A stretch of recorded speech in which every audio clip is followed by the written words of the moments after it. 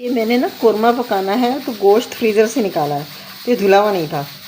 तो इसको धोने के लिए थोड़ा सा मैंने 1-2 पानी निकाल के इसमें सफ़ेद सिर का 2-3 ढक्कन डाल के रख दिया। 10 मिनट रखूँगी ताकि जिसमें ये खून वगैरह लगा हुआ है ये सब निकल जाएगा। सबसे पहले तो ये, उसके बाद 10 मिनट रख के इसको फिर साफ़ पानी से 2 दफ़ा धो लेना।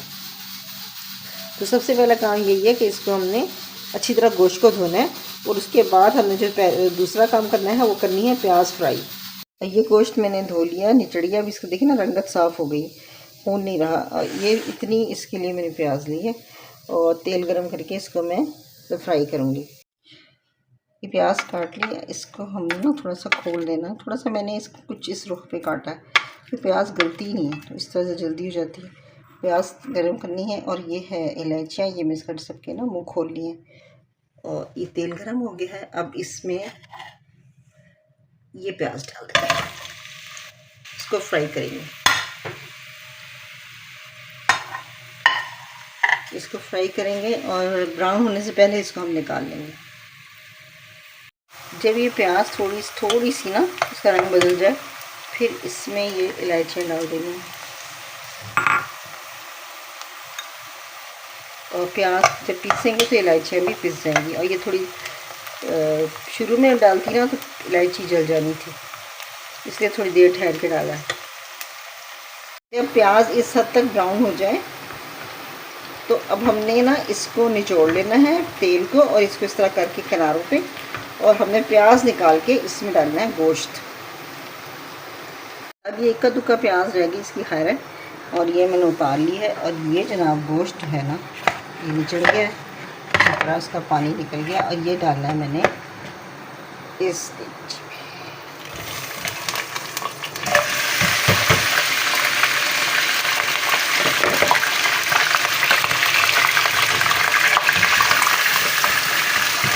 अब इसको तलना है,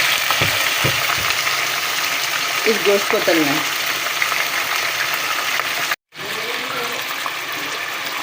ये गोश्त ना अच्छी तरह हमने भून लेना है तो इसका रंग बदल जाए। उसके बाद जब ये रंग बदल जाएगा ना, सब सा पानी खुश्क हो जाए, खून का जो पानी होता है, फिर इसमें डालना है 1 चमची लहसुन अदरक। और चूँकि ये आज कोरमा बना रही हूँ मसाले, डब्बे वाले मसाले से, तो उसके वो कैसे बनाना है वो ये तरीका, तो उससे बहुत अच्छा जायका भी आएगा और इसका सालन भी अच्छा बनेगा। ये नहीं होता कि खाली डब्बा उठाया, घोला और डाल दिया।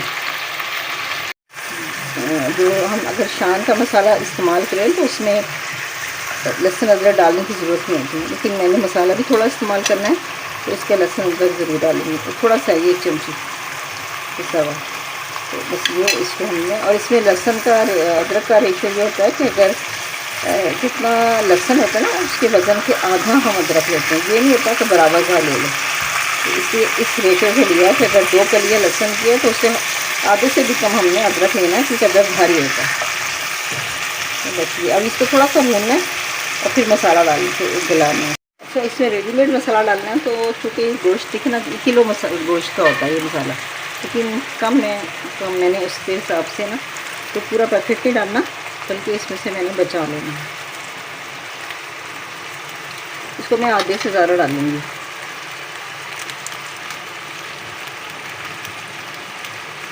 और जब गोश्त गला के भून लेंगे ना तो फिर हम चेक कर लेंगे कि कितनी कमी पेशी किस चीज़ की है, नमक कम है या मिर्चें कम है या कुछ और कम है, तो फिर हम उसको उस वक्त डाल देंगे। अभी तो हमने सिर्फ इसको ये करना है। अब ये गोश्त को बहुत अच्छी तरह भून लिया, इसका सब तेल बाहर निकल आया है। अब मैंने इसको डालना है ये वाला मसाला,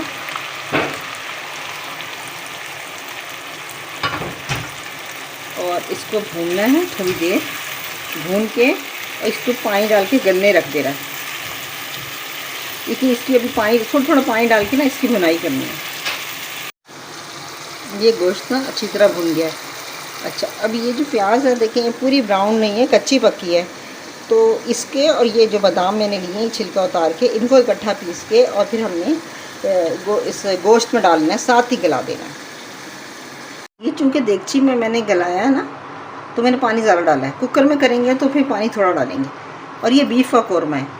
अब ये डलेगा इसमें, जो मैंने प्याज और बादाम पीसे थे वो डाल के अब इसको हमने गलने रख देना है।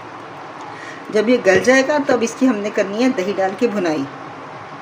तो अब बस इसको अब ढक्कन लगा के अब इसे पकने देना ताकि ये गल जाए। ये कुछ बादाम है, और जब पानी आधे से ज़्यादा कम हो जाएगा ना तो फिर हमने ये बादाम इसमें डालने हैं। अब इसमें बहुत पानी है, फिर गलने के लिए रखना है। बीफ तो देर से ही गलता है, तो ये आधा पानी हो जाएगा तब बादाम डालने हैं। अब ये ना सालन काफ़ी इसका खुश्क हो गया और गल भी गया। तो इसमें ये मैंने बादाम रखे थे, ये डाल देंगे। अब जब ये भुनाई होगी और ये थोड़ा गलेगा ना तो बादाम भी गल जाएंगे साथ। अगर हम आखिरी में डालें तो बादाम बड़े सख्त रह जाते हैं, तो ये इस तरह बनाना है। अब इसकी भुनाई करनी है, खुश्क करके इसकी भुनाई करनी है। देखिए पानी खुश्क हो गया ना और ऑयल निकल आया, लेकिन ये भुना नहीं है अभी। इसको मज़ीद भूनना है कि मसाले में पड़ेगा दाना। पानी खुश्क हो गया है और ऑयल निकल आया है, तो अभी ना ये इसका कलर अभी और चेंज होगा। ये भुनाई अच्छी तरह करेंगे, इसका कलर भी चेंज होगा और इसमें मसाले में दाना पड़ जाएगा। तब तक इसकी भुनाई करेंगे। और फिर इसमें अगर चाहें तो गर्म पानी डालें तो ज़्यादा अच्छा बनेगा, नहीं तो ठंडा पानी डाल लें और ज़रा सा गर्म मसाला ऊपर से डालें और अदरक काट के। तो ये चीज़ें डालें। अभी भुनाई पे आएगा, भुनना है, कम से कम इतना भुने बिल्कुल खुश्क हो जाए। फिर थोड़ा पानी डालें, फिर भूनें, फिर पानी डालें, फिर भूनें। तो इस तरह करके भुनाई होती है, ये नहीं कि एक ही दफ़ा सारा भून दें।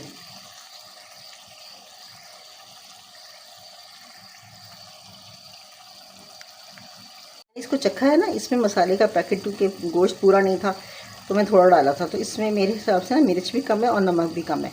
तो मैंने अब दोनों चीज़ें डाल दी। अब जिसने भी डालना है वो अपना हिसाब चेक करके फिर इस वक्त डालें। भुनाई में ये नमक बीच सेट हो जाएगा और ऊपरा नहीं लगेगा। सालन का रंग बदल चुका है और भुन भी बहुत अच्छी तरह गया है। अब इसका टाइम आ गया है, ये भुनाई के से ना लिखे रंग बदल चुका है सालन का और ऑयल भी अच्छी तरह ऊपर आ गया है। मैं थोड़ा थोड़ा पानी डाल के भुना है। और जब ये इस तरह भून जाएगा ना तो अब हमने दही डाल के भूनना है। दही मैंने ये ली है, तकरीबन ये है पाव से कम है। जितनी प्याज लेते हैं ना उतनी दही लेते हैं, ज़्यादा नहीं लेनी। बस ये डाल के भूननी है। ये ज़्यादा है दही तो मैंने इससे बचा लिया। अब इसको डाल के हमने भूनना है। और जब ये दही भुन जाएगी तो फिर हमने इसमें थोड़ा सा गर्म पानी या ठंडा पानी डाल देना। जितना आपने शोरबा रखना है उससे थोड़ा सा ज़्यादा, ताकि पकने के बाद उतना ही रह जाए जितना हम गाढ़ा चाहते हैं। ये गर्म पानी डल गया ना, अब इसको थोड़ी देर को 7-8 मिनट, 5 मिनट तेज़ आंच पे, फिर 7-8 मिनट हल्की आंच पे पकाना।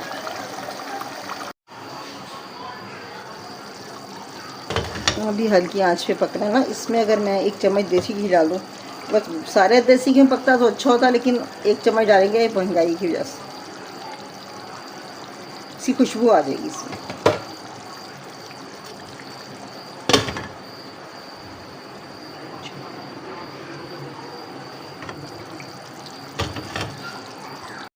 इसमें 1 चम्मच मैंने देसी घी डाला है। सारा देसी घी में या बनास्पति में पकता हो तो अच्छा होता है, लेकिन मैंने सरसों के तेल में पकाया है सेहत की वजह से। और इस वक्त भी मैंने सिर्फ 1 चम्मच डाला है ताकि इसमें खुशबू आ जाए देसी घी। और ये ऑप्शनल है, डालें या ना डालें, खुशबू के लिए डाला है बस।